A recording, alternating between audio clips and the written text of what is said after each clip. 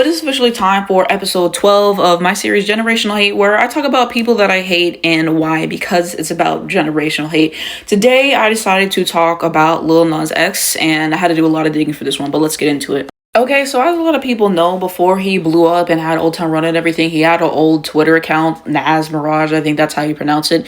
And then there's proof that this is actually him and everything. And then I saved the screenshot so you can see like him like posting photos of himself and connecting it. So yeah, and he posted a lot of problematic things on this account. So that is my main beef with him, and I'm going to show you some of the stuff that he said. Some of it I have to leave out. I do want to give a disclaimer. A lot of this stuff, it's bad, abhorrent, kind of graphic and everything. So I completely get if you want to exit off now, but let's get into some of this. This was one of the first things that came to mind. He dissed Mariah Carey. You know, one thing about me, my favorite artist of all time. Okay, he's talking about some lambs are so delusional. Mariah will never make a comeback. She's been over since she came for Nicki, which is not true. Okay, she has successful moments after that. All I Want for Christmas Is You going #1 in 2019. And we getting that record back for Old Town Road. He should have never, been at #1 as long as he was, but when you release 800 versions of a song, and, I already dragged for that, but it's inorganic, okay? It's like about lost her voice in 1997, which is a common thing people say about Mariah, but it's just not true, okay? Everyone loves her. Charm breast air vocally. Are we going to talk about emancipation, me, we belong together, etc.? Studio tricks ain't fooling anyone, which, yeah, this is one of the main reasons I can't stand him and everything. And he did a music video for his song J. Christ, which I'll kind of get to that a little bit later, but he's having Mariah impersonator in it and everything like that. And I saw this interview, and it was talking about after his song went #1 for all those weeks, and he was like, oh, Mariah, I love you, da-da-da-da. Like, you see how he switched up? You want to say that she can't sing anymore and all this other bullshit, and then I love you on the other hand? Like, please, like, we remember the shit, okay? And there's plenty more where that came from. He came for Adele's Wait, okay? So this is what he had to say about Adele, which very distasteful, okay? And so there's that. He tweeted about Easy On Me after it dropped too. He said, Easy On Me is so good, it's so crazy to think the last time Adele released new music, I was saying on Stan Twitter, I feel like I'm 15 again. And you see how it says this tweet has been deleted? Because everyone was bringing up receipts of when he was dissing Adele, okay? So there's something there. He also did go to her residency, okay? So there's that. So how to bring that up. He keeps contradicting himself, okay? Also, he had this Little Kim account, which I think I've referenced it a little bit too, but there was proof of him being linked to it as well. And then here's kind of what I saved and everything for that. And then I think this ties into that as well. So those are some other things. So he had like 2 accounts. So if you see screenshots from other accounts, he's been linked to this account as well. So I had to say that because I've already, mentioned it. And then here's the final bit of him being linked to that Little Kim page as well. And yeah, the last little bit. Yeah, that's him being connected to it again. This is one that really was messed up for him to say, talking about Ariana Grande stans that are Islamic and such as slut drag, your deadass religion killed multiple kids for media attention, which is really fucked up. I believe this is referencing her concert that had a bombing at the Manchester situation, which is really fucked up. It tore Ariana apart and everything. She did the concert later to try to make up for it and everything, but to reference that moment and then to try to come for a whole religion, it just felt very disrespectful. I don't know why he would say this. And then here's another one of him hating on that religion again. And there was this whole party, the whatever's over party that used to do on Twitter every time people got exposed for being problematic. And then he was tweeting this, me at the Lil Nas X over party. Like, he really didn't give a fuck, okay? And here's some other problematic tweets. So he dissed Cardi B. He said Cardi B built her career off love and hip hop, used Offset as backup support, and ran to #1 using Codex Flow. I don't know if I'm mad or inspired. He was body shaming Taylor Swift, very disrespectful. And then I saw some post of him being in his Eras Tour shirt, and that's what he keeps doing. He keeps dissing people, and then he wants be like, oh, I'm a fan, but like, why would you post this? It's like really rude to talk about someone's appearance in that way. And then he said a lot of stuff about Blue Ivy that was bad. Okay, you can kind of read it, and then I'll have it closer, but I'm not gonna say it is bad. But yeah, this is closer. Some other things that he said about Blue Ivy, but it's bad. You're gonna have to pause to read. He claimed he and Nicki stand this and that, but he making fun of her abortions that she had or whatever. So here's a little bit. I saved some of these full pictures, some of them I didn't, but just go to this ad on Twitter and you can find the whole thread and everything. Just search up like Lil Nas or Nas Mirage. That's how I found this.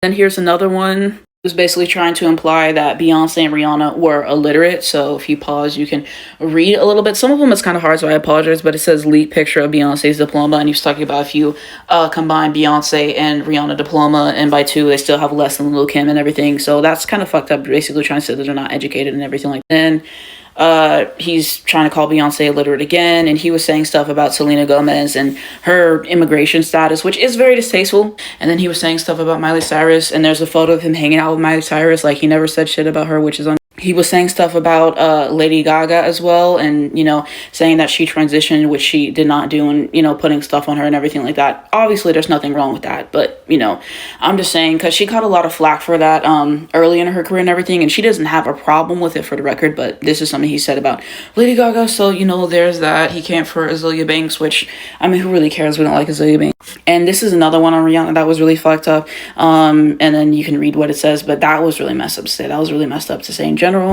And then there's some racist tweets about Nicki there that you can see that are very distasteful and everything. There's some ones about Beyonce where he's like saying distasteful things. And then someone's just saying like he's contradictory. I think this is a photo of him with Miley got cropped off, and then the tweet, and then this photo of him with Cardi B, he's like behind there, and then a screenshot of that as well. And then here's him like paying homage to her, which, we already saw the tweet. So, there's that. Here's another thing that he said about Demi, Miley, Selena, and Ariana, which distasteful. He's also been known to create controversy in order to push his songs, which I don't like, but this is another thing he did. He had a Satan shoe, which sold out in a minute. There was a lot of backlash for that. He released a song called J. Christ, and there was a lot of backlash behind that because just the religious controversy again. He did a similar thing with his song Montero, Call Me By Name, and that was successful for him. This one really wasn't. Okay. And this is a tweet that gets me after the song came out. So I remembered I made a video about this. I had to go back to find the tweet because I couldn't find it. But he said, I love this constant cycle the world has with me. When I started making music, y'all told me I was just another Twitter rapper. Then I made the biggest song of all time, which is not true. There's bigger songs than No Time to Run, which I said before.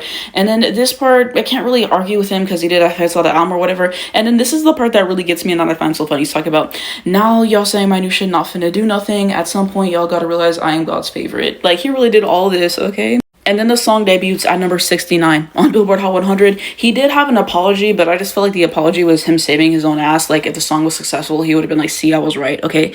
And so there's that. So basically, to kind of round up why I do not care for Lil Nas X, it starts off with those problematic tweets, and I feel like he's not addressing them in any substantial way and everything. I saw some people say that he has addressed it in like small ways or whatever, and then he just moves on and he doesn't really care to address it in big ways. And he's tried to say that he owned that account with other people and that he didn't say those things, which I find that hard to believe. I really find it hard to believe. I fully believe that he said those things as well, but I don't know why it's so hard to address everybody and say like, hey, I said something things about these women that are fucked up and I'm sorry about that. Like, I don't know why it is. So that really bothers me. He said some really foul stuff, and also talking about Beyonce's child is really messed up. So you have that as well. He doesn't address that in a substantial way, at least that I could found and everything.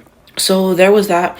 And then another thing is I just kind of find him annoying and everything. Like, he literally always uses a controversy to push his music. He never just puts out a song and go. He always has to push out some controversy to do it. And sometimes you get controversy that wasn't intended and everything, but he does it on purpose. And I just think that that's annoying. You can't just release a song and go and have it stand on its own. You always got to put something behind it. And when he flopped with J. Christ, that fed me. That's why I had to go find those old tweets and everything like that, because that was really funny to me and everything. And so yeah, I just don't think his music is really that great and everything. Okay, he has maybe what, 2-3 good songs, so there's that. I completely forgot about him until I saw this edit, and it was of Aries People, and it was Mariah, and then he was on there. I'm just thinking like, dang, you ruined the edit, and I was also looking at my notes and everything like that. But yeah, I don't know. I want him to flop for eternity. I don't know. He said that he's working on new music. New music is coming soon. We'll see what he does to kind of adjust and what he'll be doing in the future for his music and everything like that. But the controversy and all this stuff is gonna run out. I just don't care for him as a person or his music or anything like that. Obviously, people being homophobic towards him is not right, okay? And the homophobia in the Black community is a different conversation. So I don't want this to all get lost in the conversation and everything. So you can hold people accountable for being homophobic towards him and hold him accountable for the problematic things that he said. But I don't know, people overrate him. They act like he's a visionary. They act like he's next up or something like that. They act like he's Doja Cat, and Doja Cat has her own controversies or something like that. Like, they act like he's going to be a visionary, and I'm sorry. Like, what is Lil Nas X really going to be doing in 10 years? I guess we'll find out. We'll see what he does and everything like that. He could have another hit album or song, but like I said, it doesn't mean anything. There's so many things you have to do right. And so, yeah, I don't know. He doesn't survive with me, though, but let me know what you guys think down below in the comments and who you'd like me to do next for Generational Hate.